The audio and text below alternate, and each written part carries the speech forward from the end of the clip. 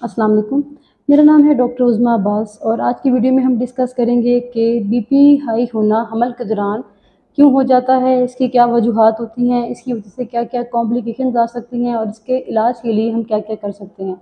तो सबसे पहले अगर मैं इसकी वजूहात डिस्कस करूँ तो नंबर 1, ऐसा पेशेंट जिसकी फैमिली हिस्ट्री है, यानी उसकी मदर या सिस्टर्स के अंदर ड्यूरिंग प्रेगनेंसी इंक्रीज़ बीपी होने का मसला है, तो उसके अंदर भी ये चांस होगा, एक रिस्क फैक्टर होगा कि उसका बीपी भी प्रेगनेंसी में हाई हो जाए। ये ऐसा पेशेंट जिसकी एज काफ़ी ज़्यादा है, 40 से अबव है और उसने लेट कंसीव किया है, या ऐसा पेशेंट जो कि बहुत ओबीज़ है, तो उसके अंदर भी ये रिस्क फैक्टर हो सकता है कि उसका बीपी हाई हो, या ऐसा पेशेंट जिसका पहली प्रेगनेंसीज़ में बीपी हाई हो, तो उसकी फर्दर अगली प्रेगनेंसी में भी रिस्क होता है। इसके अलावा मल्टीपैरेटिव यानी ऐसा मरीज़ जिसके बहुत सारे पहले बच्चे हों, तो उसका भी चांस है कि उसका बीपी हमल में हाई होगा।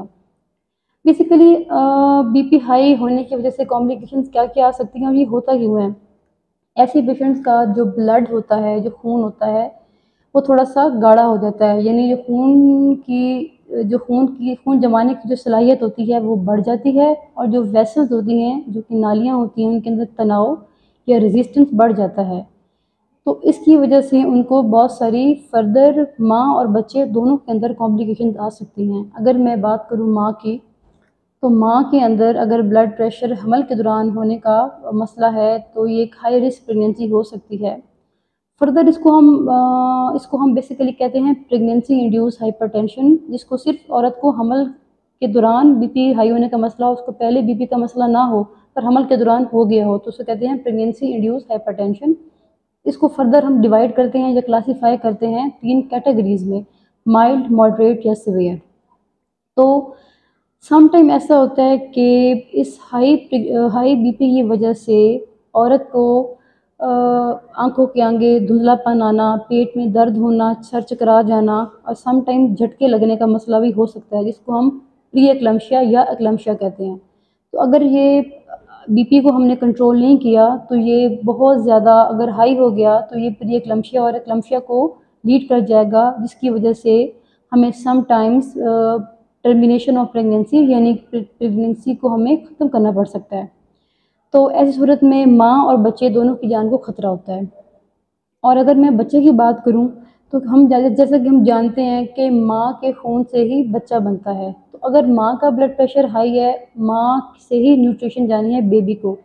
तो क्योंकि माँ की जो वेसल्स हैं उनका तनाव या रेजिस्टेंस बढ़ गई है, तो बेबी को इनफ ब्लड सप्लाई नहीं जा पाएगी, तो बच्चे की ग्रोथ नहीं होगी और बच्चे को IUGR यानी इंट्रा यूट्राइन ग्रोथ रिटार्डेशन, या कि बच्चे की ग्रोथ माँ के पेट के अंदर फर्दर नहीं होगी। अब ये सम टाइम हमें पता नहीं चलता, क्योंकि औरत यूजुअली जो पेशेंट्स हैं वो हमें लेट चेक कराने आते हैं। तो जैसे हम हमारे पास वो चेक कराने आया, हमने उसका बीपी देखा तो वो हाई था, और जब हमने उसका स्कैन किया तो स्कैन पे उसकी जो ग्रोथ थी वो उसकी डेट्स के मुताबिक कम आ रही है, यानी 2-3 वीक्स वो पीछे आ रहा है। तो हमें इससे ये अंदाज़ा होगा इस मरीज़ का वक्तन फ़वक्तन बीपी हाई होता रहा है, इसने चेक नहीं करवाया और इसकी वजह से अब जो उसकी बेबी की ग्रोथ है वो कम हो गई है या IUGR हो गया बेबी। तो ये यानी बच्चे की जान को भी खतरा हो सकता है, बच्चा कमज़ोर हो सकता है, बच्चा सम टाइम माँ के पेट में IUD यानी फौत भी हो सकता है। तो माँ की भी जान खतरे में हो सकती है और बेबी की भी जान। और एक जो मेजर कॉम्प्लिकेशन है कि हाई ब्लड प्रेशर की वजह से सम टाइम ऐसा होता है कि जो माँ की ओवल होती है, प्लेसेंटा जिसे कहते हैं, वो फट जाता है। तो उसकी वजह से बहुत ज़्यादा हाई रिस्क प्रेगनेंसी हो जाती है और हमें इस सूरत में भी टर्मिनेशन ऑफ प्रेगनेंसी यानी कि हमल को ख़त्म करने की ज़रूरत पेश आ सकती है। इसके अलावा अगर मैं डिस्कस करूं कि इसको ट्रीट करने के लिए या इसको शुरू से कंट्रोल करने के लिए हम क्या-क्या कर सकते हैं, तो सबसे पहले हम अगर शुरू से ही अपना, जैसे हमें हमल हो गया है, हमें कन्फर्मेशन हो गई है, हम अपना बीपी शुरू से चेक करवाते रहें और हम उसको घर में मॉनिटर करें। अपना बीपी हम घर में एक मशीन रख सकते हैं, उसको हम अपने बीपी को चेक कराते रहें। तो शुरू से अगर हम मॉनिटर कर रहे हैं तो हमें अपने स्टेटस का अंदाज़ा होगा और हम उसको कंट्रोल कर सकते हैं। अपनी डाइट का आपने शुरू से कंट्रोल रखना है, अपने नमक मिर्च मसाला नहीं खाना, अपने वॉक करनी है। मैं बार बार एम्फोसाइज़ करती हूँ, डाइट, वॉक, ये सब कुछ, हेल्दी लाइफस्टाइल बहुत ज़्यादा ज़रूरी है मेडिसिन से भी ज़्यादा। ये सम टाइम ऐसा होता है कि पेशेंट का खून काफ़ी गाढ़ा होता है कुछ पेशेंट्स का, तो हमें उनको ब्लड थिनर्स पे डालना होता है तो पूरी प्रेगनेंसी में वो ब्लड थिनर्स ले रहे होते हैं, खून को पतला करने वाली कुछ दवाइयाँ, तो उससे उनका बीपी ठीक रहता है। इसके अलावा अगर आपकी माइल्ड या मॉडरेट हाइपरटेंशन है तो आप उसको मेडिकली ट्रीट कर सकते हैं। आप अपने गायनेकोलॉजिस्ट के पास जाएंगे, वो आपको आपकी जो मेडिसिन, जो भी आपके ड्रग्स हैं वो प्रिस्क्राइब करेंगे, तो आप वो खाते रहेंगे तो आपका जो बीपी है थ्रू आउट आपका जो है वो ठीक रहेगा।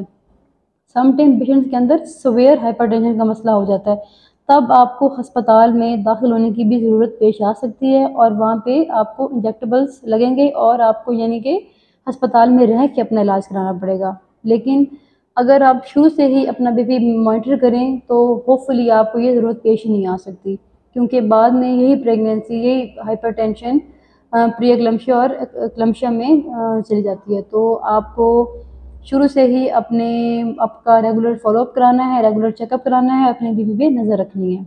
मैं उम्मीद करूँगी मेरी आज की वीडियो से आपने कुछ सीखा होगा। मज़ीद इस तरह की वीडियो के लिए काइंडली आप मेरे चैनल को सब्सक्राइब करें, लाइक करें। Thank you.